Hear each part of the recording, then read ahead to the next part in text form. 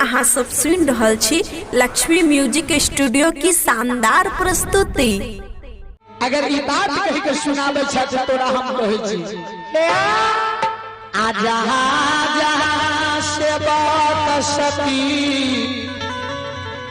हमरा नाम के गुणगान करते है हो खगा हजारी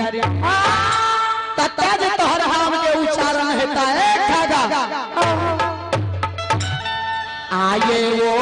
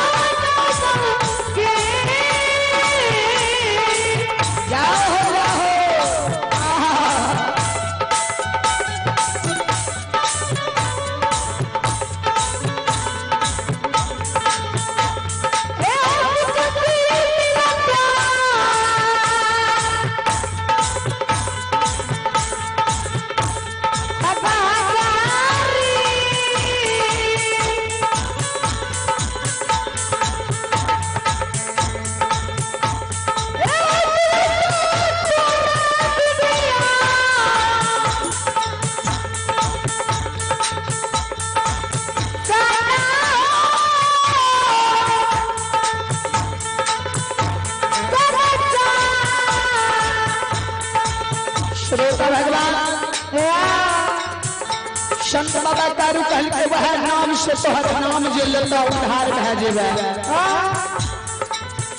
ए हो खागा हजारी आज तोहर नियम के हम बदल देलिए आज नियम के हम तोड़ देलिए अगर दुनिया में जहां हमर मंदिर मस्जिद बन के तैयारी होते ए होता जरूर तोहर चार नाम ओई दुनिया में दरबार रहता आवे वाला समय में जितना लोग के सब लोग के बात के सुनते ये खागा हजारी के केना तारू दुनिया में चेतावनी दिल के रे श्रोता भगवान उस समय भी बाबा तारू जे बात के प्रमाण दिल के खागा हजारी के संत शिरोमणि बाबू भैया माता बहन सब काली काल कलयुग में नगर महापुरा में बाबा तारू के मंदिर जे बन के तैयारी भेले ओय में 4 लाइन बात खागा हजारी के नींद में लिया दुनिया में महात्मा के बात सब भा गेले खागा हजारी से बाबा तारू कहल के खागा शोभा अनुज पर हम सिंगा लाख गया छोड़ के आल ए हो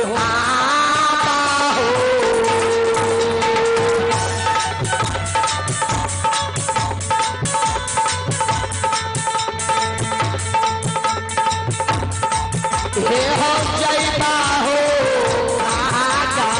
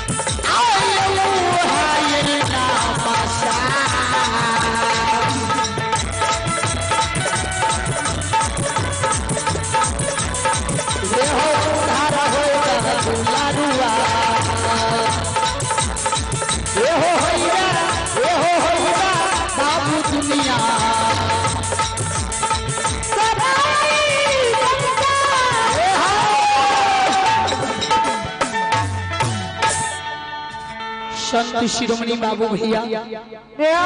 माता बहन सब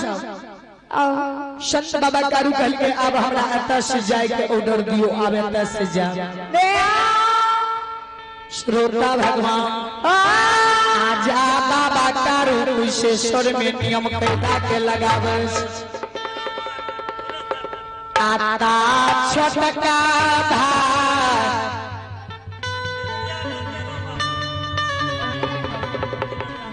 भाई बाबू सुरेश शर्मा जी सरोलिया के निवासी भगवान दरबार में शानदार 31 रुपए पुरस्कार मिले हैं। माता सरस्वती घर पे सुख शांति व विद्या के भंडार दे। जय हो धनी महाराज की जय हो परिवार की जय हो। श्रोता बंधु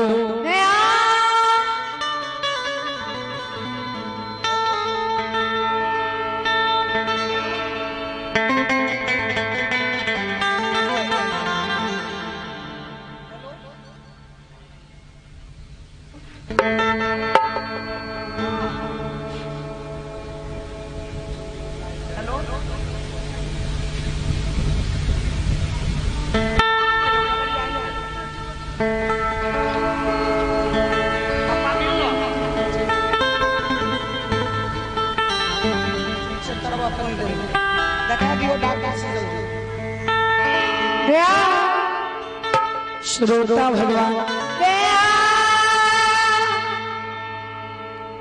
ए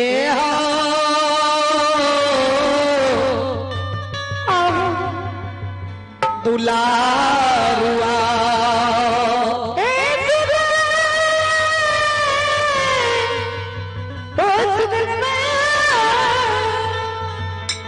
संत शिरोमणि बाबू भैया माता बहन इन्हें देखबे कारू बाबा के छोट भानुज बोलबा में ता कोन लीला क्या दे छे बाबा कारू के आबे में विलंब भ गेल लक्षण बाबा सब संगी डगरिया जी गाय हाथ दैया लक्षण बाबा सब गाय के खोल के गला में रस्सी लपेट के गया हाथ दै आ लक्षण बाबा जे गाय हाथ दैया मनहा साढ़िया गुस घुड़ा लई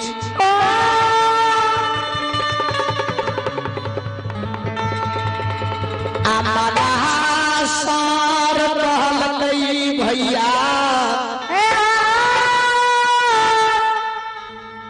जा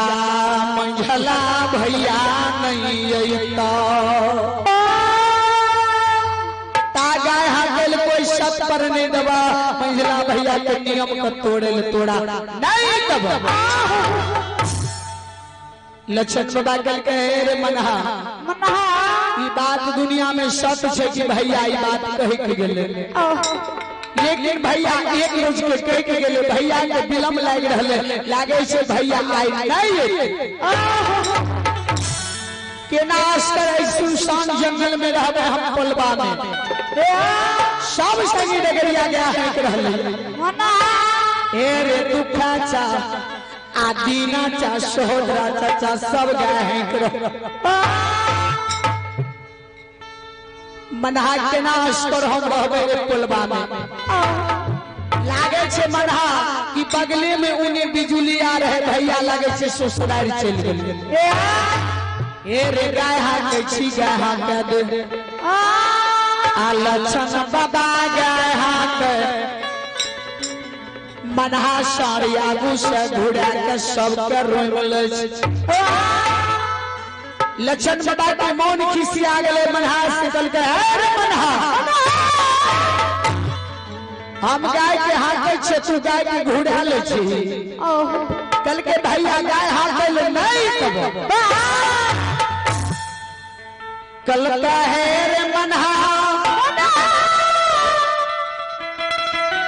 आरे आज तो भैया के पोसल नहीं रहती मार लाठी से मार के तोरा पलवा में सुता देती हो श्रोता बंधु भाई सबैर के दाबी मनहा सार के कारू बाबा पर रहे। मनहा सार जवाब दिल के लक्षण बाबा कहे हो भैया आज मंझला भैया के छोट भाई अनुज नहीं रहतो हे हो लक्षण भैया आहो मारा